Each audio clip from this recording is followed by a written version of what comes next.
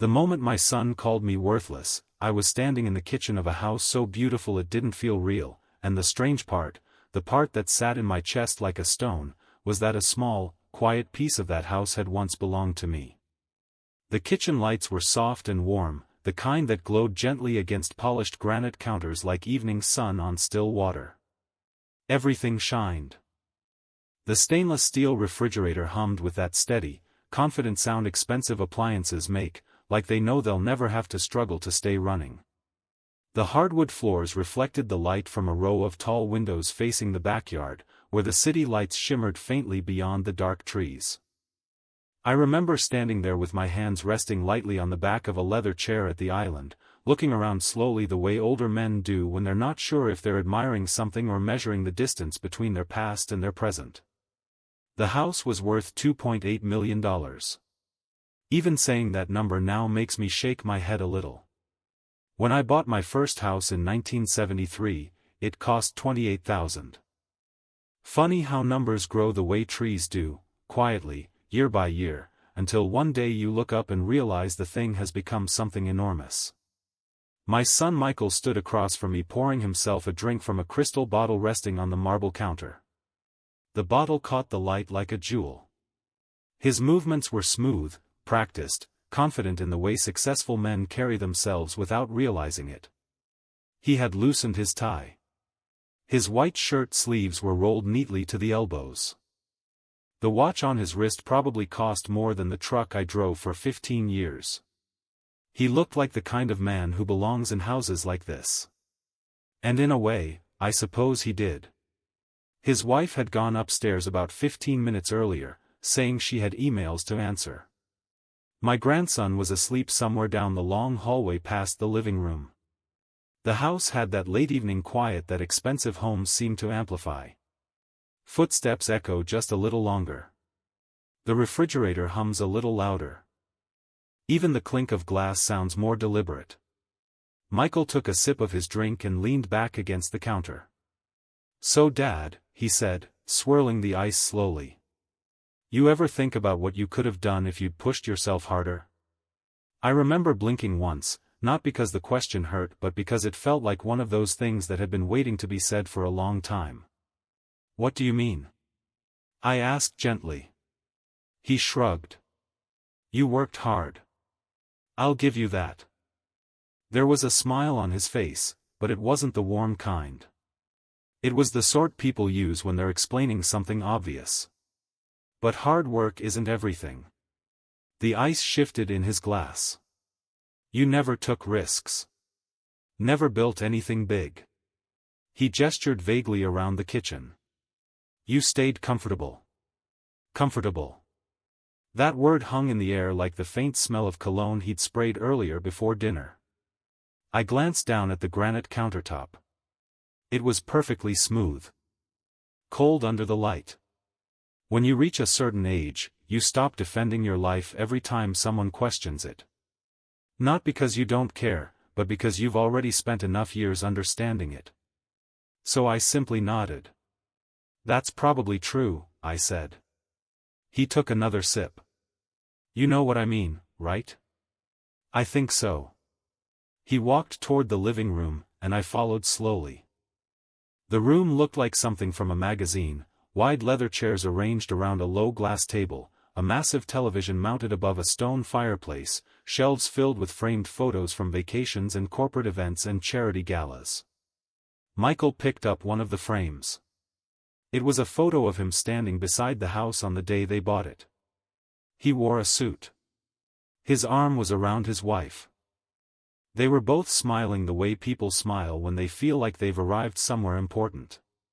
$2.8 million, he said proudly, tapping the glass. He looked back at me. "Can you believe that?" I nodded again. "It's a beautiful home." He placed the frame down. "You know how many people from our old neighborhood ever make it here?" I didn't answer. Because I knew he wasn't asking. He leaned against the arm of the leather chair and looked at me with that same calm smile. "Not many." The air conditioner whispered softly through the vents. For a moment neither of us spoke. Then he said it. You know, Dad, sometimes I think about how different things would have been if you'd had more ambition. His voice stayed casual. Almost conversational. I mean, you did your best. I know that. He gave a small shrug. But let's be honest. The smile widened just slightly. You never really built anything. There it was. The quiet little knife some people carry without realizing. I watched the city lights through the tall windows. He took another sip. And look, he continued, I'm not trying to be harsh. But the world's different now. He tapped the glass lightly against the table. Success takes drive. Strategy. Vision. Another pause. You can't just drift through life and expect things to happen. Then he said the word. Almost lazily. Honestly, Dad, sometimes you were kind of worthless when it came to that stuff. The refrigerator hummed again from the kitchen. Somewhere upstairs a floorboard creaked faintly. And in that moment, standing in the spotless living room of a house my hands had once quietly helped make possible, I felt something strange pass through me, not anger, not embarrassment. Just a slow, gentle understanding. Because the truth was, he didn't know. Not really. He had never seen the nights I sat at the old kitchen table with a stack of bills and a calculator that clicked when you pressed the buttons. He had never seen the envelope I mailed in 1987 that changed the course of his life. He had never known about the conversation I had with a bank manager on a rainy Tuesday afternoon 22 years earlier. The conversation that eventually led, piece by piece, to this house. But none of that needed to be said in that moment. Michael watched me carefully, maybe expecting an argument. Instead I smiled. Not a sarcastic smile. Just a small, tired one. Well, I said quietly, you've done very well for yourself. He nodded, satisfied. Thank you. I walked back toward the kitchen slowly, running my hand along the back of one of the chairs. Proud of you, I added. And I meant it. More than he probably realized. Later that night, after everyone had gone to bed, I sat alone at the dining table for a long time.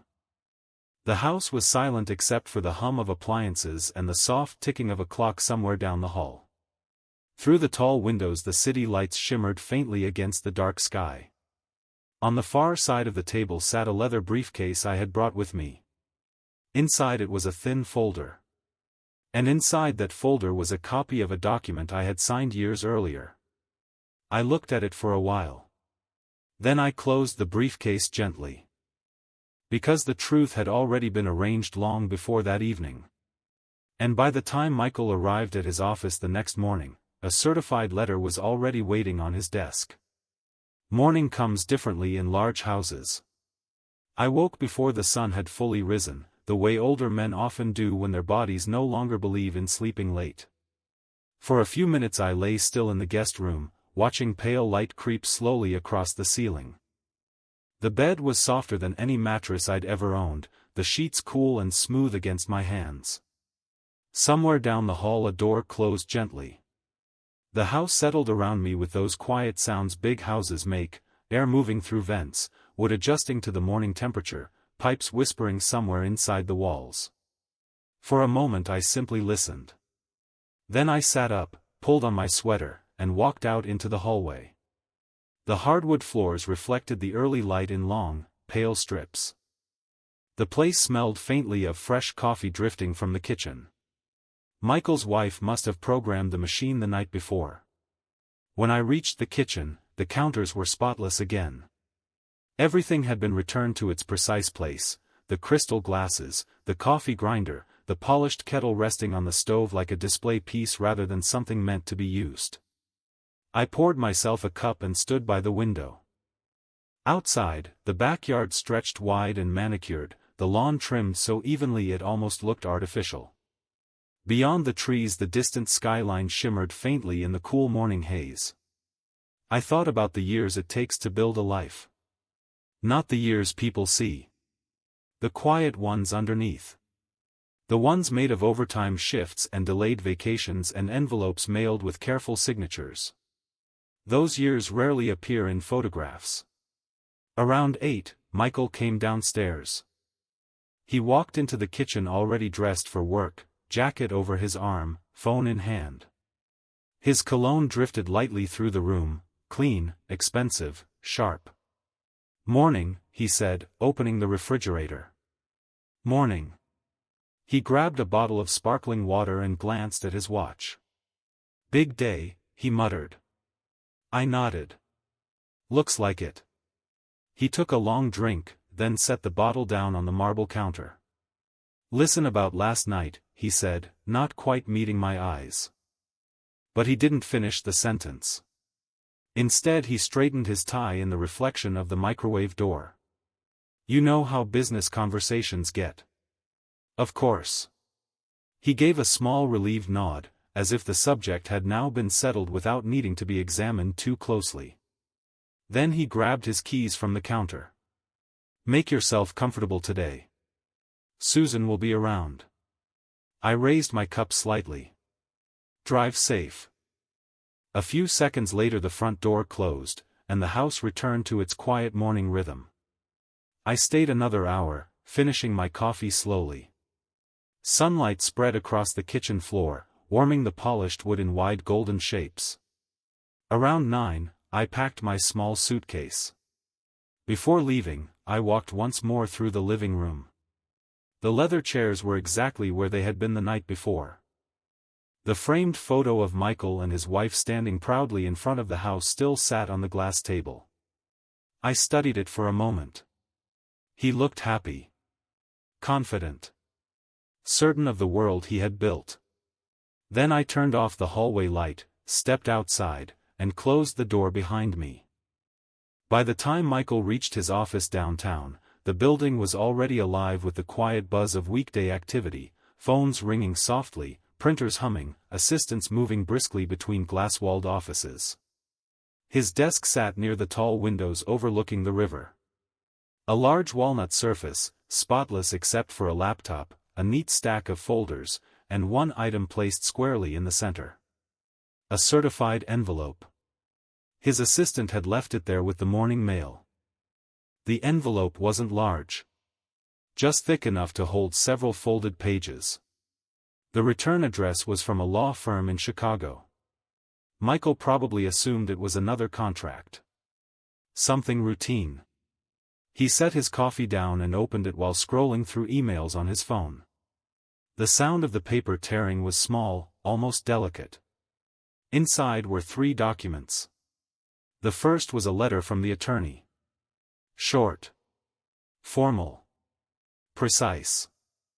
It explained that the property at his suburban address, his beautiful $2.8 million home, had been purchased through a trust structure originally established 22 years earlier. A trust whose primary funding source came from a deposit made in 1987. Michael frowned slightly. He turned the page. The second document outlined the trust itself. The terms were simple. The trust had been established by one individual. My name. Its purpose had been to guarantee financing for a future property purchase tied to a specific beneficiary. Michael.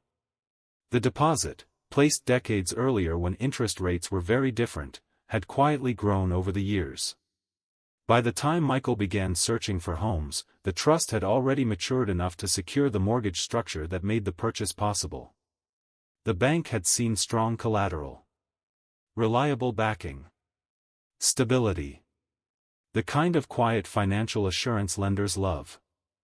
Michael flipped to the third document. This one was newer. Signed 3 months earlier. It transferred the final administrative control of the trust to him. Full ownership. No conditions. No obligations. No repayment required. Just one attached letter. Handwritten. He recognized the handwriting immediately. Dear Michael. If you're reading this, it means the trust has been closed and everything has been transferred the way I planned. You probably never knew it existed. That was intentional. Parents do a lot of things quietly. Sometimes the best help is the kind that doesn't make noise. When you were accepted into graduate school, I realized the world you were entering would require opportunities one never had. So I tried to build something small that might help open a door for you one day. It took time. More time than I expected. But eventually that little seed turned into the down payment security that allowed the bank to approve the house you and Susan loved. You built the rest yourself. And I'm proud of that. Very proud. Last night you said something about ambition. Maybe you're right. Maybe I didn't build things the way your generation does. But I did try to build something that mattered. If this letter ever makes you uncomfortable, don't worry about it. That was never the point. The house is yours. Completely. All I ever wanted was to see you standing somewhere you felt proud to stand. Take care of your family. And remember that success usually has more hands behind it than we realize. Love. Dad. Michael sat very still at his desk. The city outside the windows moved normally, cars crossing bridges, people walking along the sidewalks, sunlight reflecting off the river. But inside that office something quieter had shifted. He looked again at the documents. The trust number. The dates. Small pieces of a timeline he had never seen. Across the office his assistant knocked lightly. Your 10 o'clock meeting is here. Michael didn't answer right away. His eyes were still on the last line of the letter. Then he folded the pages carefully and placed them back into the envelope. Give me 5 minutes, he said softly. That afternoon, long after his meetings ended, Michael drove home earlier than usual. When he walked through the front door, the house looked exactly the same as it always had. The polished floors. The marble counters. The tall windows spilling golden evening light across the living room. Nothing about the house had changed. But he moved through it more slowly than before. His footsteps echoed faintly down the hallway. In the living room he stopped beside the glass table and picked up the framed photo from the day they bought the place. For a long moment he simply looked at it. Then he set it down again and walked to the kitchen window. Outside, the city lights were beginning to appear just beyond the trees. And somewhere far away, on a quiet highway heading toward a smaller town, an old pickup truck carried a man home. A man who had learned long ago that dignity rarely announces itself. It just does its work quietly, and lets time explain the rest.